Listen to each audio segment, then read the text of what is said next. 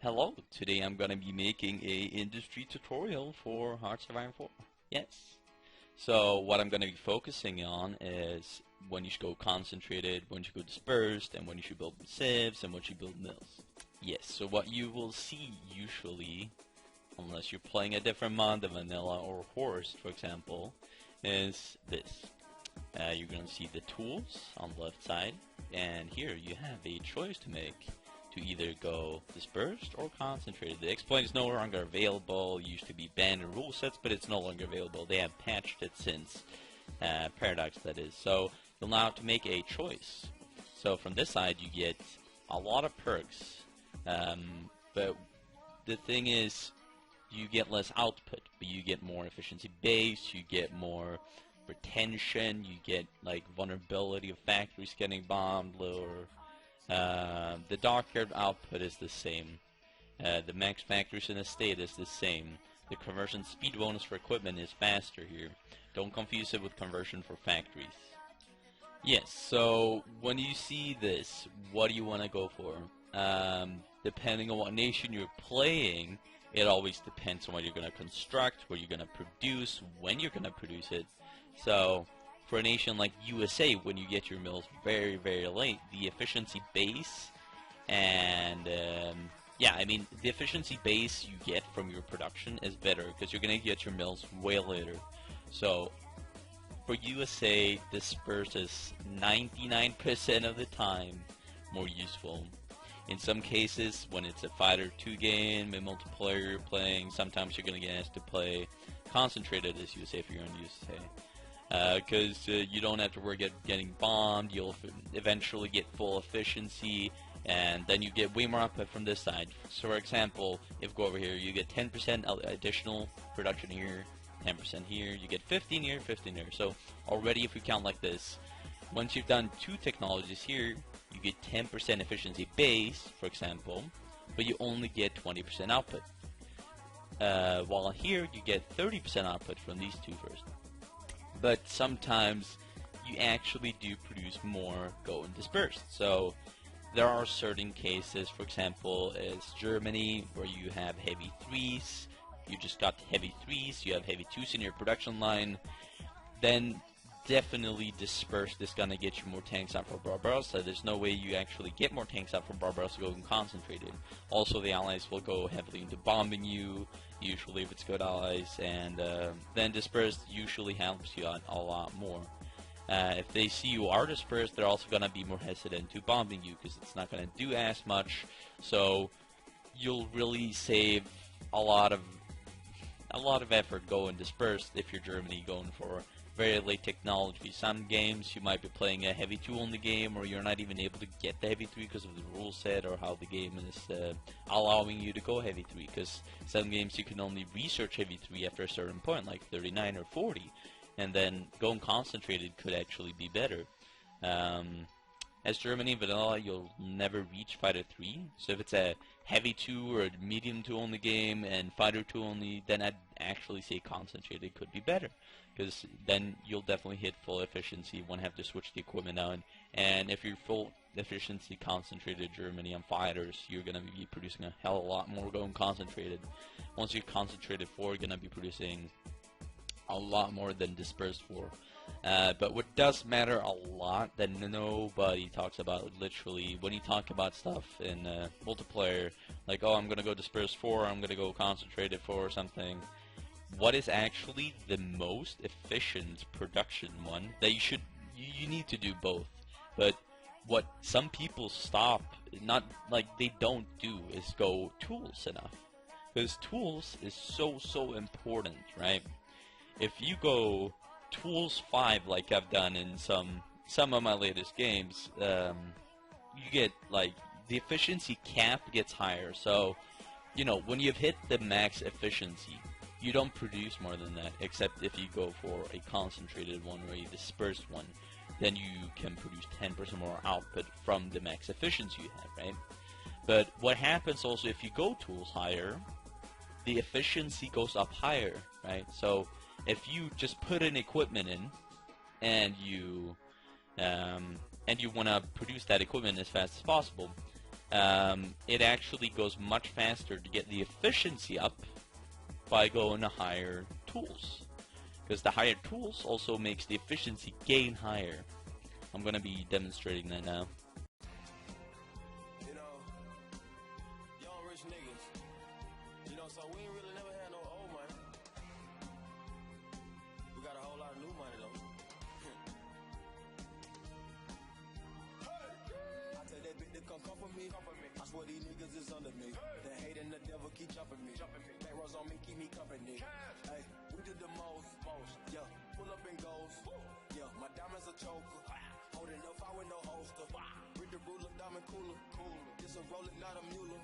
Dabbing on them like the usual. Magic with the brick do voodoo. Courtside with a bad bitch. Then I send the bitch through Uber. I'm young and rich and plus I'm bougie. I'm not stupid, so I keep the Uzi. Records on records, got backers on backers. I'm riding around in a cool. I take your pick right from you. Bitch, I'm a dog. Beat down her walls. Loose. Hop in the fall. I tell that bitch to come for me. I swear these niggas is under me. The hate and the devil keep jumping me. Raindrop, drop top, smoking, no cooking, the hot pot. Fucking on your bitch, yeah, that. Cooking up dope in the crock pot. We came from nothing to something, nigga. I don't trust nobody, grip the trick. Nobody call up the gang and they come and get gang. Cry me a river, give you a tissue. Bad and bullshit, bad. Cooking up dope with a Uzi. My niggas are savage, ruthless. We got 30s and 100 rounds too. My bitch is bad and bullshit, bad. Cooking up dope with a Uzi. My niggas are savage, ruthless. We got 30s and 100 rounds too. Hold, fold, drop money out of space. Kid, cut, introduce me to your bitch's wife, and we know she slutty. Broke a brick down, nutty, buddy, nutty, nigga, ducky. Don't move too fast, I might shoot you.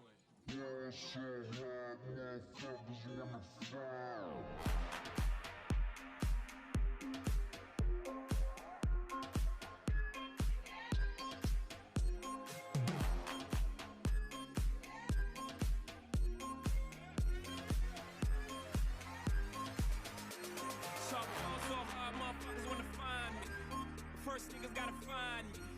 What's 50 grand to a motherfucker like me? Can you please remind me? Also hard, this shit crazy. Y'all don't know that don't shit fake. And that's the go. Up for 82 when I look at you like this shit crazy.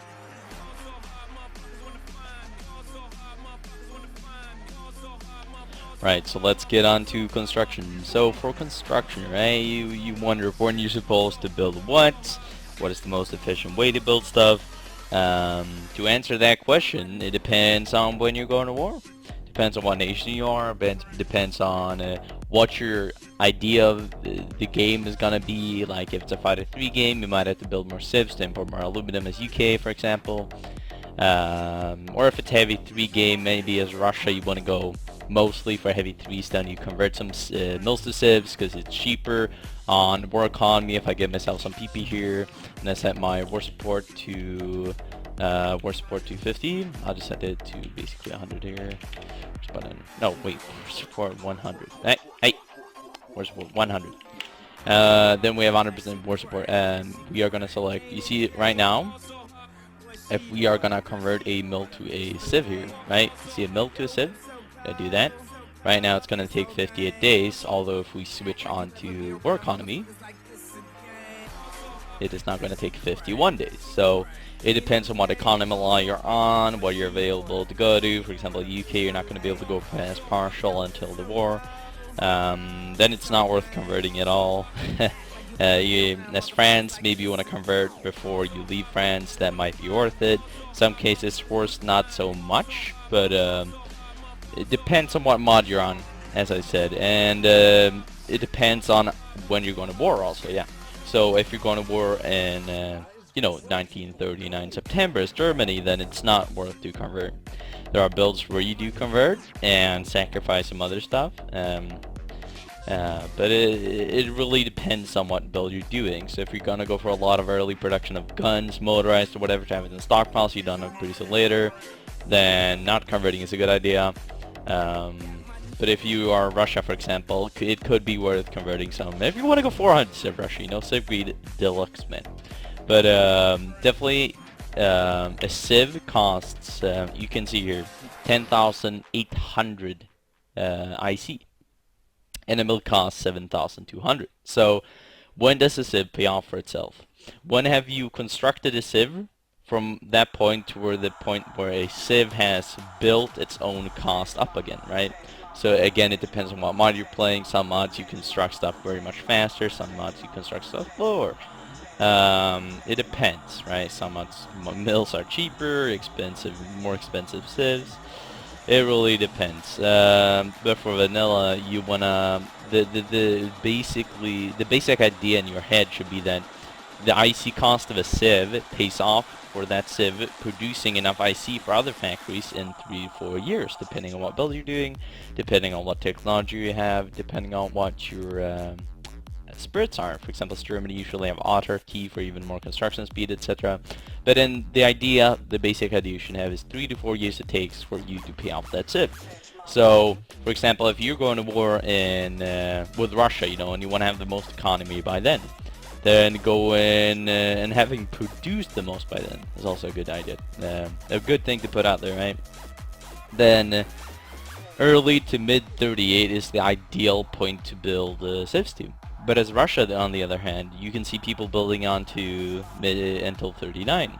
And the reason being is that you know, the civs grow exponentially, right? So if you convert all your civs as Russian, you construct and you construct, then you'll get more civs, more and more and more, and then you start building mills, and you know, that is the basic idea behind that. Where you don't just go mill. Oh, I'm going to war in 41, like mid 41. Why don't I start building mills in mid 30? Because you cannot compete with the German industry then. You won't have enough industry to compete. Maybe if the Allies get deleted in D-Day because of some circumstances, then you also won't be able to hold against the mighty German industry that has conquered all of Europe. In the new DLC, you don't get as much industry as Germany will conquering stuff, but you'll still have a bigger industry than Russia base off of your own country. So what you want to do as Russia is, when Germany starts building mills, have the idea of you wanting about 20% more civs. Like if Germany has 120 civs, 150, you want to, if Germany has 150 civs, you probably want to go for like 180, 190 civs as Russia owned.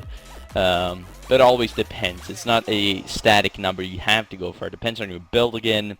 There's not something you just listen to me from. It all depends on your build. If you want to go to concentrated, only heavy 2 build as Russia and push Germany day 1, or just have the most out by the war, then earlier mills is a good idea.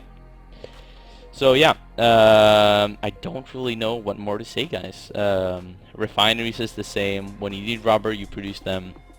You want to produce them preemptively, though, as Germany. For example, you won't be able to get any rubber from anywhere else, but your Axis and Urals usually the only one who builds refineries, because it's the most efficient way to get rubber in the Axis. Other than that, boys, I'm going to make more videos. If you guys think I missed anything, then you comment it below. But until next time, I'll see you then.